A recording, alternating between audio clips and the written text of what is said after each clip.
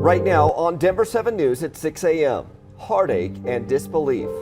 She was so sweet, Mr. Cooper.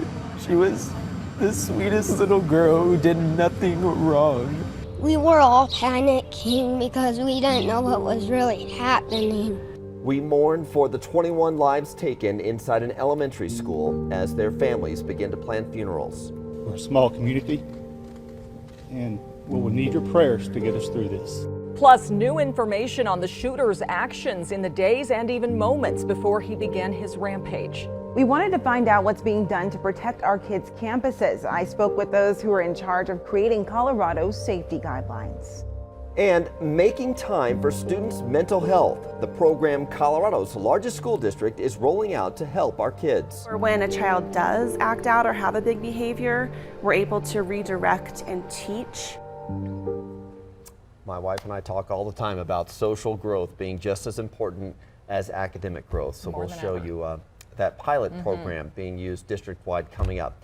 Good Thursday morning to you. I'm Brian Sanders. And I'm Nicole Brady. And temperatures outside starting to warm up ahead of the Memorial Day holiday, Lisa. Yeah, it's going to be a lot warmer and a lot different than what we saw last weekend. Right now, beautiful. Obviously, seeing a very bright eastbound drive this morning from our Viero camera there in Lyman. We have clear skies statewide right now. And we're in the 40s at this point, but look at how fast it warms up. Expecting some low to even mid 60s by about 9 o'clock, 72 by 11, and then we'll be about 7 to 10 degrees warmer than that for a high, right around 80 this afternoon. So it's going to be a pretty warm day today. Erie 83, upper 70s near Castle Rock, Parker, Aurora right at around 80 today, and more 60s than 50s for the mountains today. So it is warming up statewide. I want to fast forward to tomorrow afternoon. Tomorrow's actually going to be a little bit warmer, but there's a slight chance for a few isolated storms. We'll take a look at our risk for any severe weather and when we have a better chance of actually getting a little bit of rain here in town. Jason? And right now, overall, the drive looks pretty nice, including up into the high country where the roads up there are dry. It's nice and quiet here across the city, as you can see, including to or from the airport. Now, right now, the airport's not reporting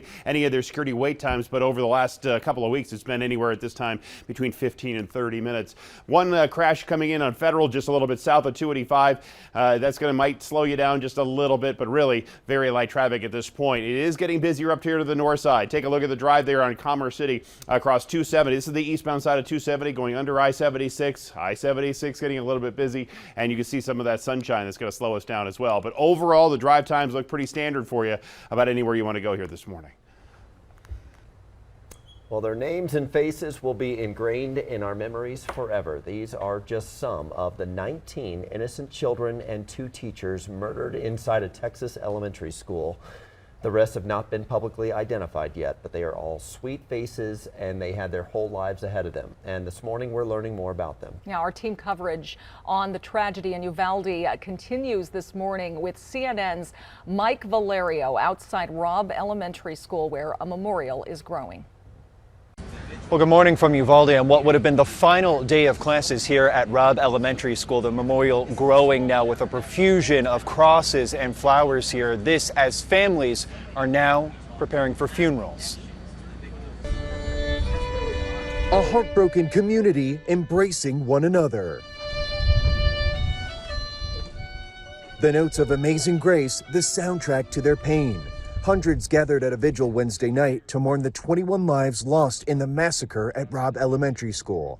Today, we're learning who some of them were. Teachers Eva Morales and Irma Garcia, along with their students. Eliahana Cruz Torres, Eliana Eli Garcia, Tess Marie Mata, Lexi Rubio, Nave Alisa Bravo, Jose Flores Jr., Annabel Guadalupe Rodriguez, whose family says she was killed along with her cousin, whose name has not been released. Uzziah Garcia, Javier Lopez, and Amory Joe Garza, whose father, a medic and one of the first responders that day, said he found out his daughter was killed from her best friend. She was hysterical, saying that they shot her best friend, that they killed her best friend, and she's not breathing, and that she was trying to call the cops. And I asked the little girl the name, and she told me, hey, she said, Amory. How do you look at this girl and shoot her? We're also hearing from some of those young survivors who will have to live with these memories forever. Everybody was scared. We were all panicking because we didn't know what was really happening. Meantime, the White House says President Biden will visit here in the coming days. Tomorrow begins the annual meeting of the National Rifle Association, 4 hours away from here in Houston. That's the latest from Uvalde. I'm Mike Valerio. Back to you.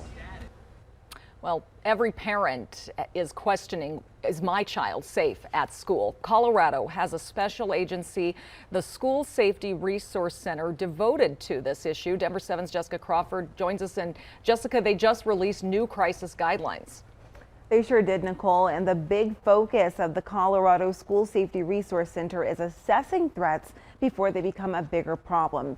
In April, the Colorado School Safety Resource Center released crisis response guidelines for schools. These were the latest ones that they released. These guidelines are for all different types of incidents, not just for school shootings. And it calls for schools to identify school safety and crisis team members. Those teams include administrators, mental health professionals, nurses, and anyone else with emergency expertise. It also gives guidance for schools on conducting multiple drills each year and creating lockdown, communication, and reunification plans. And one of the most important parts of this, though, is identifying a threat before it's too late.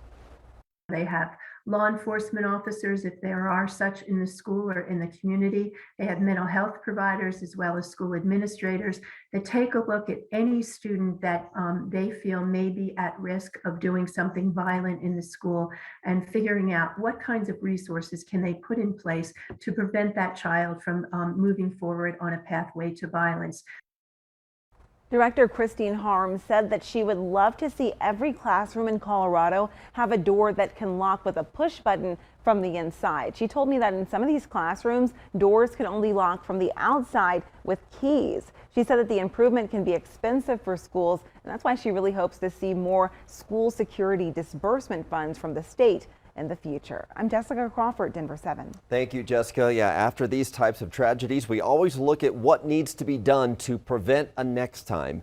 There's been a lot of focus on mental health right now, and Denver Public Schools will soon require each of its schools to set aside 20 minutes a day dedicated to help with students' mental health.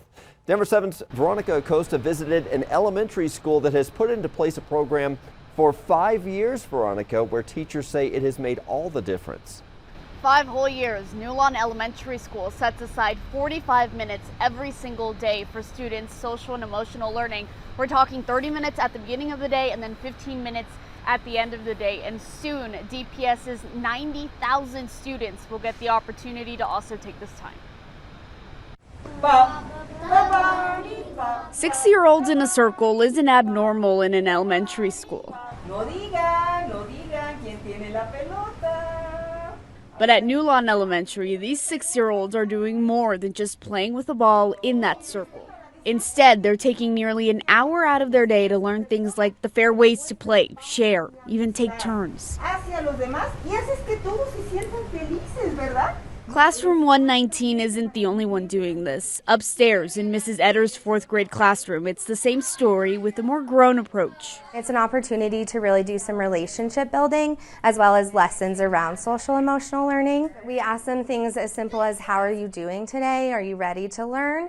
And then we also go a little bit deeper into some of the challenges they face at the playground. What are the conflicts you have? How can we solve them? And really going through steps so that they have tools to use. This is all a part of Denver Public Schools' social emotional learning program.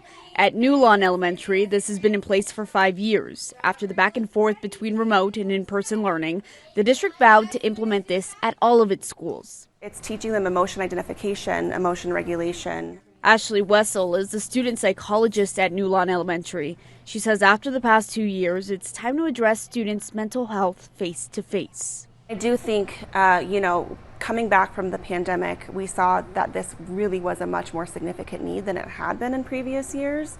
And so we're really putting priority and emphasis on it now. It's exactly what Mrs. Etter does in her classroom. I'm excited for our day together. Asking students share what they're feeling and helping them navigate through it. We are going to close with the chime.